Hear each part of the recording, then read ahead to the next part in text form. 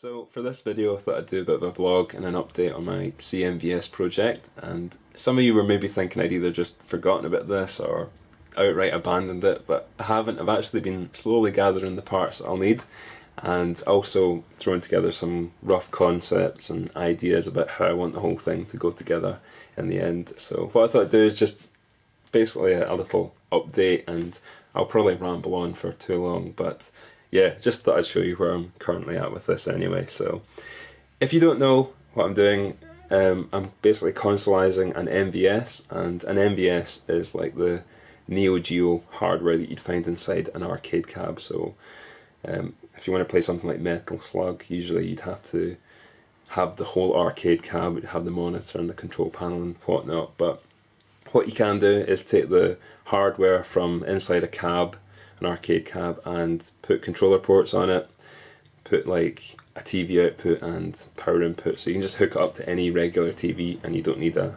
full arcade cab basically. So that's what I'm doing, and the hardware I'll be using is this here. This is a Neo Geo or an SNK MVS MV1 motherboard, and it's really small. You can see it's almost the same size as the cartridge itself, or the cartridge is almost the same size as the motherboard, I should say. But yeah, this should be perfect for consoleizing and turning into basically a home console. So that's what I'm using for my project. That's the main piece of hardware that I'll be modifying, and this is basically like a rough concept I did a few months back now. It's probably not going to look anything like this, so don't like start freaking out thinking, man, that's really ugly. It's more or less just a rough concept I threw together to give me an idea of the type of features I want and how I want the thing to basically go together. So yeah, you can see here, this is the board, the MVS unit in the middle here, and I've basically built a chassis around that, or a frame.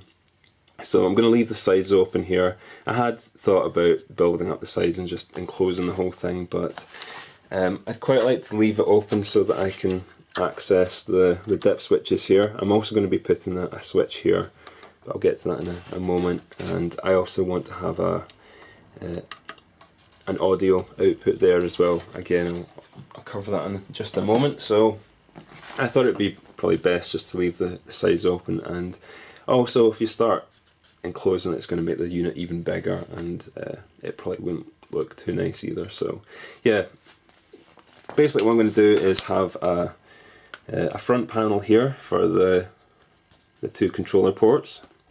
I'll have an on-off switch in the middle there. I'll probably have some sort of LED as well, just so you know when it's turned on. And here's the back panel here. On the back, you can see my wonderful sketch here, is going to have it really simple. Just going to have a RGB SCART and a power input and nothing else. So that's basically it. And I know some people will be like, well, why didn't you put like an S-video adapter or output on it and some component or some composite or whatever on there? But the thing is, I'll never ever use those, and this is basically like a custom console for my own uses, so there's no point me putting things I'm never going to use. So I'm just going to keep it nice and simple here and use RGB SCART. So I'll plug directly into my TV, and that's basically how I'll use the console. So yeah, again, just keeping it simple. I've got a 5-volt input there. I've got a adapter here that I'll be using, and this is just a 5-volt 2-amp adapter, and that should power it no problem. Thanks to Ken6275, I hope that's the right name. He gave me a heads up on the best type of power, or the type of power supply I need for this. So yeah, I picked it up just recently. So that's how I'll be powering the whole thing. I won't need like the PC power supply that I've been using previously. On the front, I'm just going to have the two controller ports like I said there. I'm not sure what type of switch yet. I think it was, what was I saying here? Circular rocker type with a blue LED, something like that. As I say, I'm just still coming up with ideas for now. On the bottom it's going to have rubber feet. I actually picked these up just today.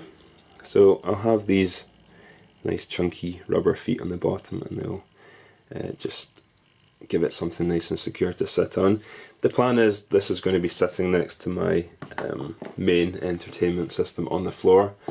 There's not actually enough room on my cabinet anymore, so it'll just sit on the floor and I can move it about, and it should be robust enough to handle that. And I can also just take it to like someone else's house or plug it into one of the other TVs, and it should be reasonably portable as well. So you can see I've got the rubber feet there. So yeah, the main part of this is going to be 18mm MDF. That'll be the base, and for the sides I've actually got the materials I need here. So for the sides, or the front and the back panel, are going to be that's 6mm MDF. So I'll just drill out the holes for the ports and whatnot, same as on the back, and the whole thing will be glued together. It's going to have supports and things in here. You won't be able to see it all. It'll look nice and tidy when it's finished. This is just a rough sketch, but yeah, that's more or less the kind of idea I'm going for. You can see I've got the cartridge sits on the top there. Something I did think of just recently though, and it was something I was thinking about. These are the controller ports here. I'm going to be taking this metal shielding off here and just leaving these pins on their own, and I'll be drilling out a hole in the MDF the same shape as that. But the thing I was thinking about is when you plug the controller in, MDF isn't really like the most durable material, so it'll end up getting all frayed and dinged up and stuff. It is going to be painted and everything. The idea is to have this all painted black. I'm not too sure how it'll be finished yet. It'll be like a nice smooth finish. I think it'll probably be like a kind of satin matte black type deal, but yeah, anyway, getting off topic. Yeah, for the controller ports it was just going to be like MDF to the shape of this, and I could just plug the controllers in and out, but I'm thinking that'll probably not wear too well. So what I've done, or what I've come up with, is this thing here. This is going to be like a bezel, I think, along the front of the console. So my idea for this is, and this is just a piece of scrap plastic I have salvaged from an old printer. It's quite nice. That's the kind of finish I'd like for the chassis here. But yeah, what I'm thinking is I'll have this as like a faceplate or a front panel here, and instead of having the controller ports just cut directly into the MDF, I'll have them cut into this, so this should be a bit more durable and it should look a lot cleaner as well. Just have the power switch in the middle there. So I'll just try and show you this. So yeah, that will sit along the front like that there. And my phone's going off. So yeah, this has got a nice kind of scoop to it as well, so I thought that would make for quite a nice finish. But I'll drill the controller ports directly into this, I think, for now anyway. So, other things I've got here. I've actually got a whole box full of parts. I was going to go through each one, but that'd probably take too long. So yeah, as you can see, I've got the SCART sockets here. I'm just going to be using one of these. I've actually got two for another project I'm hoping to do. So that's the 21 pin SCART. And again, this will be drilled directly into the MDF. This one is okay, you don't need to have like a bezel around that because it's actually already got its own surrounding there. So that's going to be for the video plugs in. I also went out and bought a really nice SCART cable here. So this is an RGB SCART cable if you've never seen one of these before. This is a really nice, thick, shielded, good quality SCART. And this will carry the red, green and blue, your sync, and your left and right audio straight to the TV, so really handy to have. Nice thing with this is it's actually all made of metal. I actually thought this was plastic when I ordered it online, so I was quite happy to get a hold of that and find out it was even better quality than I thought. So that's how I'm going to be connecting it up to the TV.